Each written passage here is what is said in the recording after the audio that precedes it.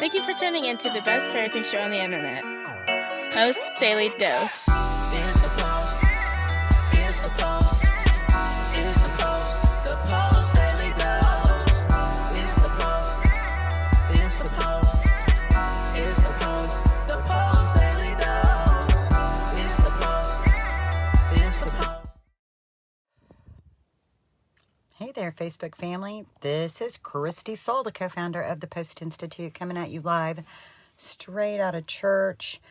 It has been, oh my gosh, it's been months since I've come on and talked with you guys. I don't know if anybody's going to plug in and listen or maybe catch this later, but I'm going to just talk anyway. Adoption Awareness Month starts in November. And that's tomorrow. That's tomorrow. And I just feel called today to stand in this funny little place. So here's the funny little place. The funny little place is I serve so many adoptive parents and children. Hang on, it's reconnecting, thank goodness.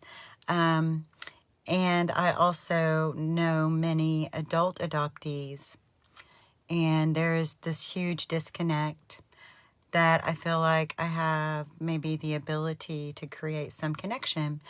So it actually, oh, Joni, thanks. It's so nice. I follow, we're Facebook friends, so we get to see each other's lives a little bit, but thank you. I appreciate that. So, it actually, you guys, if you follow our page at all and have watched any of our videos, I'm kind of a dork and I'm not always completely plugged into like the political arena and all of that. So literally when I first really kind of got involved in social media with the Post+Institute, the first year we had adoption awareness, I didn't even know there were like these two factions. And one faction is like, hey, Michaela, one faction is like adoptive parents celebrating their children and gotcha day and those things in that arena.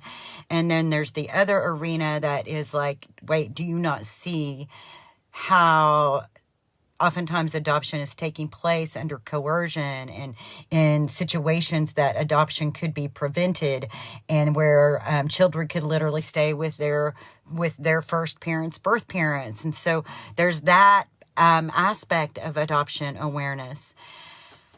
And I just feel like I want to stand in this place as we step into November, where we hold something different in our hearts, just a sacredness of birth.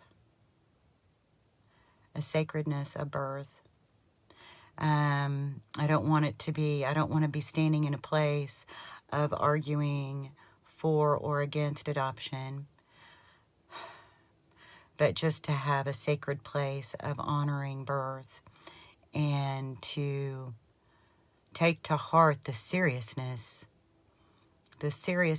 of being creators of life. And to, so one thing that I felt very called to do while I was in church today, because this is also a straight out of church message, and man, my pastor was driving it home. He was driving it home.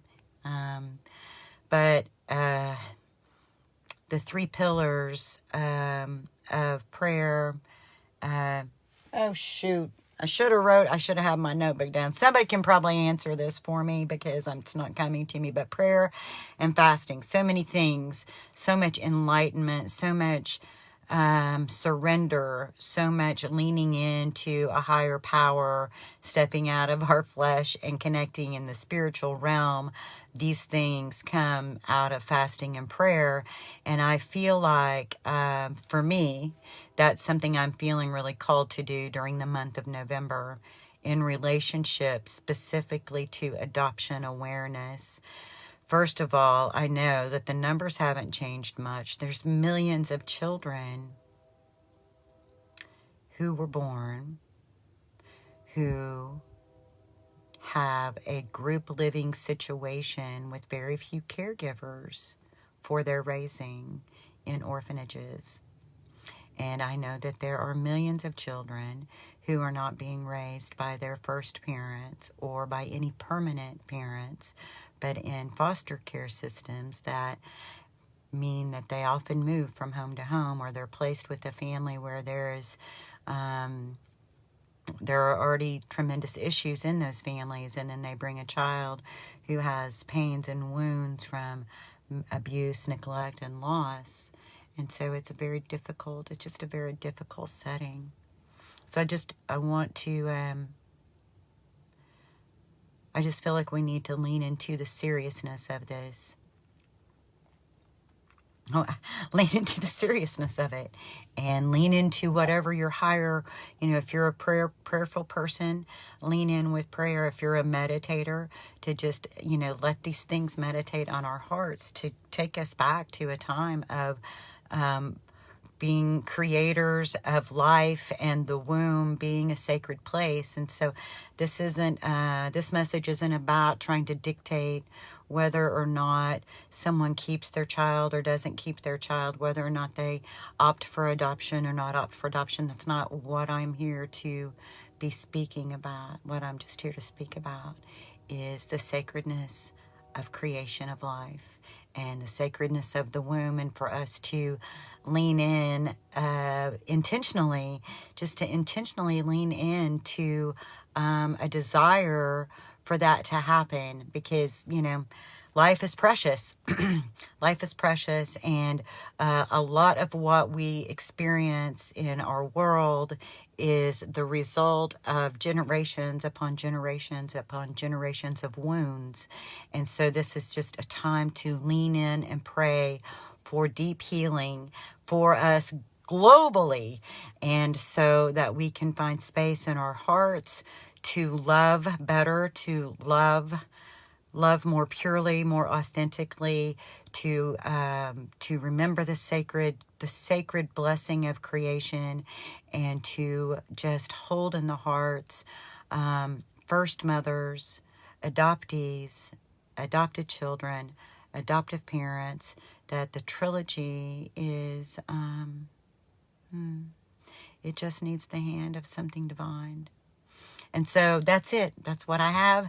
I also want to let you guys know that I'm going to start doing Facebook Live on our Lovolution platform. We have a private Facebook group that's connected to our membership called the New Parenting Lovolution. I'll put a link in here. We meet monthly.